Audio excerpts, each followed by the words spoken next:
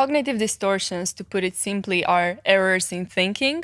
So basically, it's a wrong way of thinking that makes you suffer. And there are 10 in total. A few examples are, for instance, black and white thinking. So black and white thinking basically means you either see things as good or bad. I either succeed or fail. It's either this or that, you know? And this is a child's thinking. You know, when you watch cartoons, it's like, oh, the good guy and the bad guy, you know? And like, this is how children think. It's either good or bad. As an adult, you need to develop this complexity and to see nuances in people in different situations, because no one is good or bad. No situation is good or bad. It's always gray. There are always so many nuances to everything. Things are so complex. People are extremely complex. It's so simplistic and just out of touch with reality to say, oh, that person is good or that person is bad. Or, oh, this was a success or this was a failure. And it's important to develop this complexity.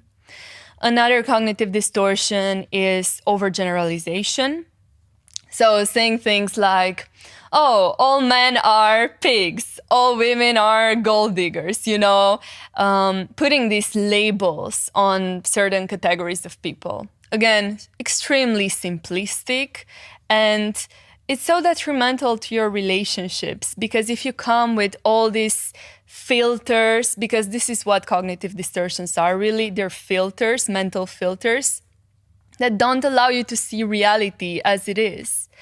You know, it's like, if I have these preconceptions, these beliefs about how things are, you know, even when I meet a good guy or a good girl, I think, yeah, but actually, you know, they're a guy, they must be like this, or they're a girl, they must be like this, because you had a previous experience in your childhood, or, you know, you got cheated on once and now you think everyone is going to cheat on you, stuff like that. And it just makes you suffer. Another one is personalization.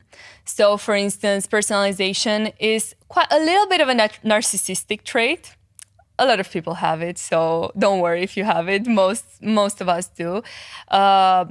You think what the other person says, what the other person does, it's about you. It has to do with you. In psychology, we call this the spotlight effect.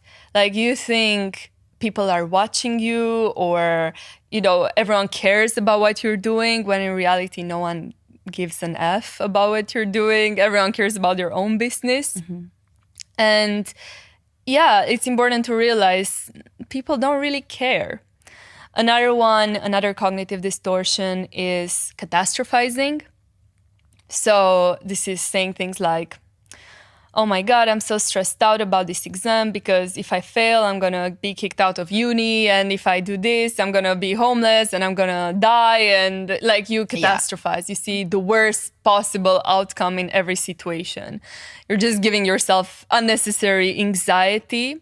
Some people say, oh no, I'm just preparing for, you know, like a plan B or the worst possible outcome, or I'm being realistic, but you're not being realistic. That's not being realistic. Realistic is seeing what could go wrong and having a plan B, which is good, but also seeing what could go right and kind of having that neutral energy and mindset when you go through things, knowing, okay, even if the worst things happen, like, I can handle it and it's okay, but the best thing could happen. So yeah, there are a bunch more. But so many. There are so many things. They're really interesting. You can look them up online too. Like, the listeners that are interested in this, they can look them up online. It's a technique that a lot of psychologists use. It's really powerful. And you can apply it by, for instance, journaling and just noticing, okay, when are they coming up? When am I using a cognitive distortion? Like, for instance, am I overgeneralizing right now, or am I catastrophizing? And kind of questioning things as well. So when you're noticing that, for instance, I'm overgeneralizing, all men are a certain way, asking myself, are all men really like this? Could there be an exception do I know any men that are not like this? So kind of like having this little logical debate with yourself could be really, really useful. I could absolutely see how that'd be useful in so many scenarios.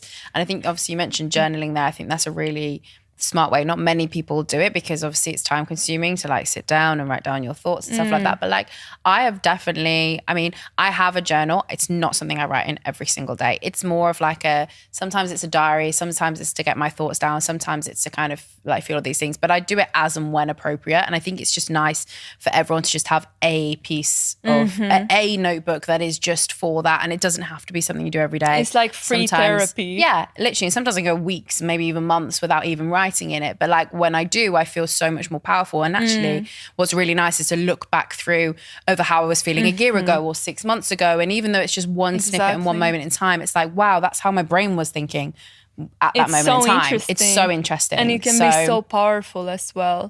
Because a lot of times things can be really messy in your head. You know, you have just a lot of running thoughts. You don't really understand them. Once you put them on paper, you can like kind of structure them. And once you read them, you're like, oh gosh, this makes absolutely no sense. You know, you can start questioning your thoughts, which is kind of becoming your own therapist.